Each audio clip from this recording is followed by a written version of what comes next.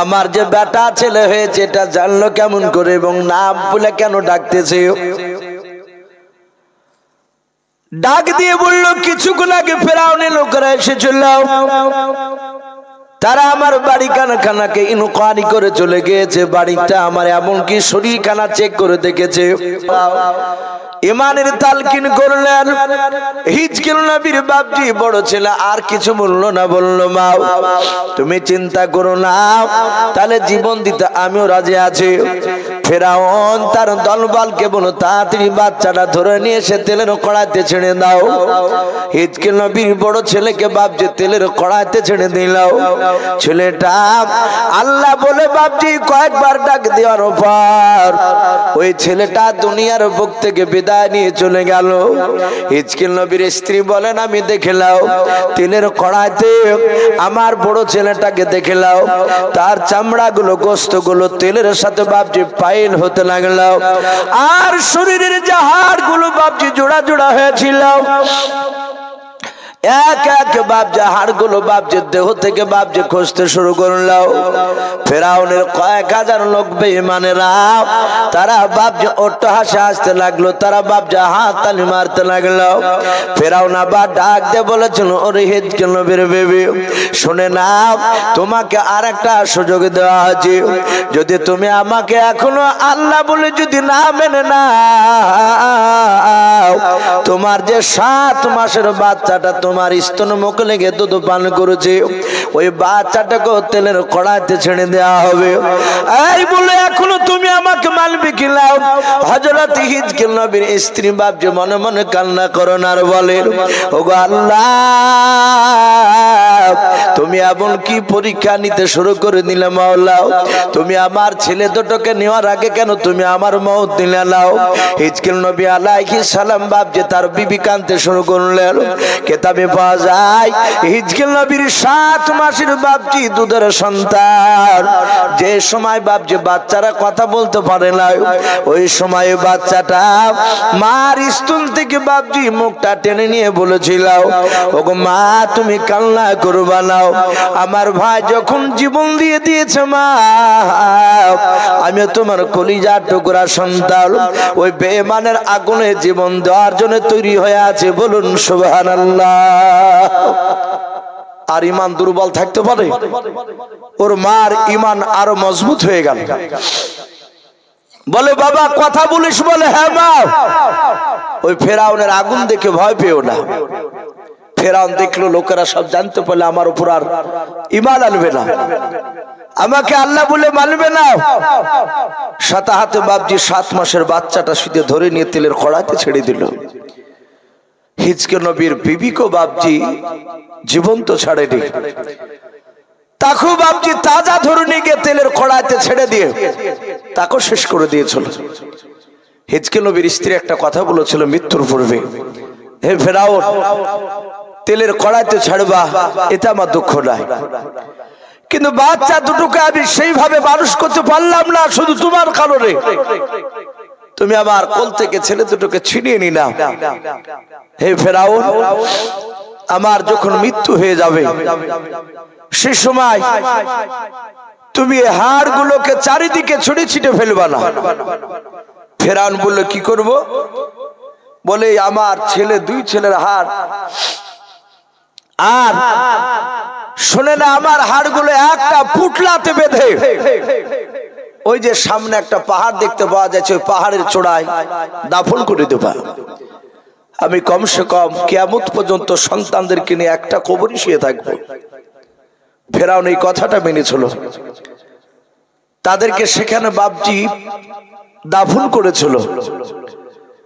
কিতাবে এসেছে আপনার আমার নবী জনাবে মুহাম্মদ রাসূলুল্লাহ সাল্লাল্লাহু তাআলা আলাইহি ওয়াসাল্লাম বিশ্ব নবী মেরাজের রাত্রিতে যাওয়ার সময় জিবরিলের সাথে যখন যাচ্ছিলেন বুরাকে চেপে, তখন দেখলে ওই পাহাড়ের ভিতর থেকে বাপজি জান্নাতুল ফেরদাউসের খুশবু বের হচ্ছিল। বলুন আলহামদুলিল্লাহ। ভাই আমি বলছিলাম সেই ফেরাউন, আপনি খেলেন, সেই ফেরাউন বেঈমান বাপজি তার জীবনীতে লিখেছে সে প্রথমে তরমুজ আগলানোর আগলদার ছিল। আমরা জানি যে মাঠের ফসল যারা আগলায় বাপজি তাদেরকে আপনার বলা হয় আগলদার বলে। এখন তো নাই প্রায় মাঠে। তো সেই ফেরাউন খুব বাপজি আপনার বুদ্ধিজীবী সে ছিল না। তার আর একটা বন্ধু ছিল, তার নাম ছিল হামান। টাক বলি, তার মাথাতে এবং তার গালে একটা চুল দাড়ি বাড়ায়নি। সে টাক হামান ক্রিটিক্যাল বুদ্ধিজীবী। আর এইদিকে ফেরাউন বাপজি তার গোড়া বুদ্ধি নিয়ে অনেক জায়গাতে সে অপমানী হতো, কিন্তু হামান তাকে যুক্তি তো বুদ্ধি দিয়ে ফেরাউনকে বাপজি বলা হয়েছে তাকে মেম্বার প্রধান এভাবে করতে করতে মিশরের বাপজি সে একদিন বাদশা হয়েছিল। সম্মানিত ভাইরা আমার, বাবা জীবনেরা, ফেরাউন যখন বাদশা হয়েছিল রাজত্ব চালাতে গিয়ে বেঈমান ফেরাউন একদিন রাত্রিবেলায় স্বপ্ন দেখছে যে আসমান থেকে একটা আগুনের টুকরা খসে, আগুনের কুণ্ডুক খসে তার সিংহাসনে পড়ে বাপজি সিংহাসনটা পুড়ে গেল। কোন মুফাসসির কেরাম লিখেছেন ফেরাউন যে চেয়ারে বসে থাকতো সেই চেয়ারটা বাপজি আপনার ধ্বংস হয়ে গেল। ফেরাউন রাত্রিবেলায় স্বপ্নটা বাপজি দেখার পরে সকালবেলায় তার রাজ দরবারে হামানকে ডেকে বলল, ভাই আমি রাত্রিবেলায় স্বপ্ন দেখেছি, এই স্বপ্নের মানে কি হবে বলো। সমস্ত বাপজি আপনার স্বপ্নবিদ যারা ছিল, যারা স্বপ্নের ব্যাখ্যা করতে পারত, সেই সময় প্রায় মোটামুটি 1000 বাপজি গোটা মিশরের মধ্যে স্বপ্নবিদ তারা এসে ফেরাউনের স্বপ্নটা বাপজি ব্যাখ্যা করতে লাগলো। ফেরাউনের বাপজি আপনার ব্যাখ্যা সবার একটাই বাপজি মত হলো। তারা বলল, হে বাদশাহ, আপনার এই সিংহাসন ধ্বংস হওয়ার একটাই এটা ইঙ্গিত পাওয়া যাচ্ছে, মিশরে এমন একটা বাচ্চা আগামীতে জন্ম নিবে যে বাচ্চাটা আপনার সিংহাসনটাকে আপনাকে কেড়ে নেবে, আপনাকে হয়তো রাজা থেকে শেষ করে দিবে। ফেরাউন বলল, সব জ্যোতিষীরা তো একই কথা বলছো। ওগো বন্ধুরা, সেই যে আমার সিংহাসন ধ্বংস করবে সে বেটা ছেলে না মেয়ে ছেলে? বলে বেটা ছেলে। বলে বেটা ছেলে যদি হয় তাহলে বলো সেই যুবক কি জন্ম নিয়েছে না আগামীতে নিবে? জ্যোতিষবিদরা বলল এখনো জন্ম নেয়নি, কিন্তু আগামীতে আসবে। ফেরাউন আর একটা কথা বলল, তাহলে বলো কোন বংশ থেকে আসবে? ফেরাউন বলল যে বংশটা বলতে পারলে একটু সুবিধা হয়। স্বপ্নবিদরা বলল আমরা স্বপ্নের ব্যাখ্যায় পাচ্ছি যে বংশ থেকে ওই ছেলেটা জন্ম নিবে সেই বংশটা হবে বানি ইসরাইল বংশ। বলুন আলহামদুলিল্লাহ। কোরআন শরীফে বাপজি 15 পারায় বানি ইসরাইল বলে একটা সূরা আছে, 114টা সূরার মধ্যে। আমি আর একটু বলি আপনাদেরকে, যদি 1,24,000 নবী রাসূল যদি আমরা ধরি, মাত্র 6টা নবী, এতগুলো নবী রাসূলের মধ্যে থেকে 6টা নবী রাসূল অন্যান্য বংশে জন্ম নিয়েছিল। এই 6টা নবী রাসূল বাদ দিয়ে সমস্ত নবী রাসূল আল্লাহ যা পাঠিয়েছিলেন সবাই ছিল ওই বানি ইসরাইল বংশ থেকে। বলুন আলহামদুলিল্লাহ। তাহলে বংশটা কত বড় বাপজি দামি বংশ। ফেরাউন বলল তাহলে বানি ইসরাইল বংশ থেকে জন্ম নিবে? বলে হ্যাঁ। ফেরাউন বলল তাহলে বাঁচা গেল। কেন? কারণ ফেরাউন যে বংশের সন্তান, ফেরাউনের বংশকে বাপজি কিপ্তিয়া বংশ বলা হয়। কোরআন শরীফে এসেছে এদের বংশের কথা। ফেরাউন বলল আমার কিপ্তিয়া বংশের যত যুবক রয়েছে সবাইকে আমি চাকরি দেব।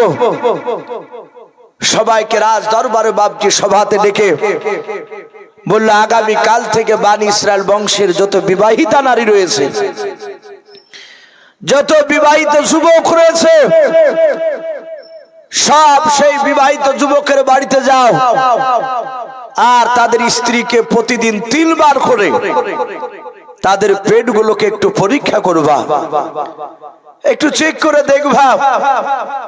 তারা যদি বাচ্চা জন্ম দেয়, সে বাচ্চাটা যদি বেটা ছেলে হয়, তাহলে সাথে হাতে বেটা ছেলে বাচ্চাটাকে ধরে জীবন্ত তার মায়ের সামনে তাকে হত্যা করবা, হয় শেষ করে দিবা, আছাড় মেরে কিংবা গলা টিপে এক কথায় বাচ্চাকে জিন্দা রাখবা না। ওই বংশ থেকে বেটা ছেলে এসে আমার সিংহাসনকে কেড়ে নেবে। ফেরাউনের লোকেরা বাপজি, তার কিপ্তিয়া বংশ লোকেরা প্রতিটা বাড়িতে বাপজি আপনার চেক করে বনি ইসরাইলে। কিন্তু কেতাবে লিখেছে নবীরা যেই সব মায়ের পেটে জন্ম নেয়, আপনার আমার মা বোনেদের মতো বাপজি পেট, নবীর মাদের পেট কিন্তু উঁচু হয় না।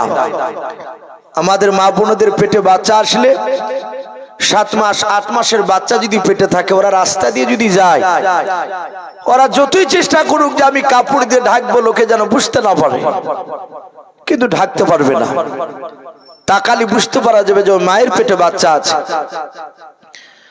কিন্তু প্রতিটা নবীর রাসূল যেই সব মাদের পেটে ছিলেন, কিন্তু আমাদের মা বোনদের মতো পেট বাপ যত মোটা হতো না। কিন্তু ওদের বাড়ির লোকগুলো জানতেন যে হ্যাঁ, নবীর আব্বা জানতেন যে নবীর মার পেটে বাচ্চা আছে। তারা যাদের সামনে বলতেন গোপনে, তারাই জানতেন। ফেরাউন বাপজি বনি ইসরাইলের বংশের বাচ্চাকে 2 বছর ধরে টানা মারতে লাগলো। 2 বছর কেতাবে লিখেছে, প্রায় 2 বছরের মধ্যে 1 নয় 2 নয় 6 লক্ষ বাচ্চাকে হত্যা করলো। 6 লাখ বাচ্চা। হামান দেখলো ফেরাউন তো মাথা মোটা লোক, আমার বাল্যকালের বন্ধু, আমি তো ভালো জানি ওকে। এই খেপা মোজা শুরু করেছে ফেরাউন। এভাবে যদি বাচ্চাকে মারে তাহলে আগামী দিন আসছে আর বংশ বিস্তার হবে না, আস্তে আস্তে মানুষ কমে যাবে, নারী বেশি হয়ে যাবে, পুরুষ নাই। সাথে হাতে হামান বলল, বাদশাহ যা পাগলামো শুরু করেছেন, আগামী দিন আর আপনি বেশি দিন রাজত্ব চালাতে পারবেন না। বলে কেন? বলে বেটা ছেলে তো কমে যাচ্ছে, আপনি এইভাবে 6 লক্ষ বাচ্চার মারেন না। বলে কি করতে হবে ভাই আমার? আমি ছোট থেকে তোমার যুক্তি নিয়ে কাজ করি, আমার ভুল হলে তুমি তো বুদ্ধি দাও। ডাক দিয়ে বলল, ফেরাউন 2 বছর বাচ্চা মারা তুমি বন্ধ করো। ওই 2 বছরের বাচ্চা বেটা ছেলে যত জন্ম নেবে তাদেরকে বংশ বিস্তার করার জন্য রেখে দাও। আবার 2 বছর যখন পূর্ণ হয়ে যাবে তারপর আবার মারতে শুরু করবা 2 বছর। ফেরাউন বলল, কথা তো তুমি লিগ্যাল যুক্তিসঙ্গত বলেছো, খারাপ বলো না। ফেরাউন আবার তারা সভাতে বাপজি কিপ্তিয়া লোককে ডেকে বলল, আগামী কাল থেকে টানা 2 বছর আর কোনো বাচ্চাকে বনি ইসরাইলের বেটা ছেলে মারিবা না। আল্লাহ বলছেন, ওরে ফেরাউন, যেই সময় বাচ্চা মারতে বারণ করলি ওই সময় আমার নবী মুসাকে পাঠাবো না। কেতাবে লিখেছে মুসা নবীর বড় ভাই হারুন বলে নাম, তাকে বাপজি পাঠিয়ে দেওয়া হলো। বলুন আলহামদুলিল্লাহ। উনি জন্ম নিলেন, 2 বছরের বাচ্চা উনি বেঁচে গেলে। 2 বছর পর যখন বাপজি আবার মারার হুকুম হলো, মহান রব্বুল আলামিন বলছেন, আমি ওয়াহু আলা কুল্লি শাইইন কাদির, আমি সর্বশক্তিমান, আমি আল্লাহ, আমি যেটা ইচ্ছা করব সেটা হয়ে যাবে, আমার বিরুদ্ধে কেউ খাড়া হতে পারবে না। সম্মানিত ভাইরা আমার, বাবা জীবনেরা, আমরা পেপার পত্রিকা মানুষের মুখে মুখে শুনলাম এই মাস 3 আগে ফিলিস্তিনে যে বাপজি যুদ্ধ চলছিল, এখন আর একটা মানুষও বলছে না যে ফিলিস্তিনে মারামারি চলছে। তা শুনতে পাওয়া যাচ্ছে কোন চায়ের দোকান। আমরা দোয়া করেছি মসজিদে নামাজে, প্রায় মানুষ করি না, আপনারা করেননি। ইসরাইল জানোয়াররা ভেবেছিল ফিলিস্তিনকে শেষ করে দিবে, কিন্তু আমাদের তো আল্লাহ আছে, আল্লাহ এত শক্তি দিয়েছেন। এই ইসরায়েলের সাথে আমেরিকাও বাপজি চোখ দিয়েছিল। আরো অনেক দেশ যোগ দিয়েছিল, সবাই লেজ গুটে বাপজি পালাতে পালাতে ইসরায়েলও বাপজি পালাতে শুরু করেছে। এখন বলছে যুদ্ধ বন্ধ রেখে দাও, হ্যাঁ তো ক্ষতি হচ্ছে ওদের। এ হচ্ছে আল্লাহ বলছেন আমি ওয়াহু আলা কুল্লি শাইইন কদির, আমি সর্বশক্তিমান।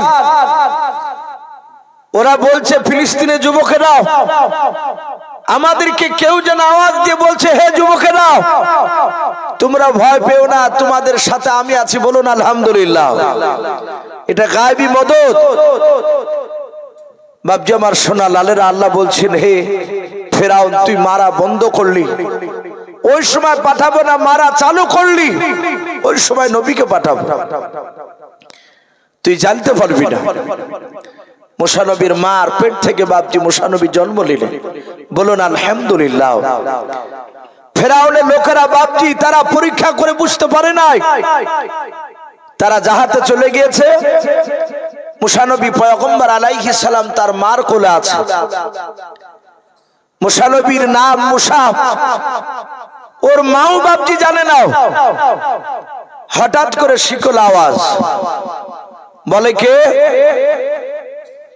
বাহির থেকে একটা যুবক কথা বলছেন যুবকের গলায়, হে মুসার মা, তোমার কোলে যে মুসা আছে ওই মুসা নবীর হেফাজতে এসেছি, বলুন আলহামদুলিল্লাহ। মুসা নবীর মা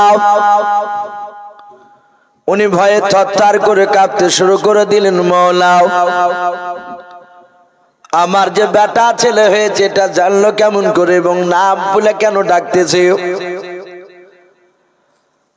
ডাক দিয়ে বলল কিছুক্ষণ আগে ফেরাউনের লোকেরা এসেছিল,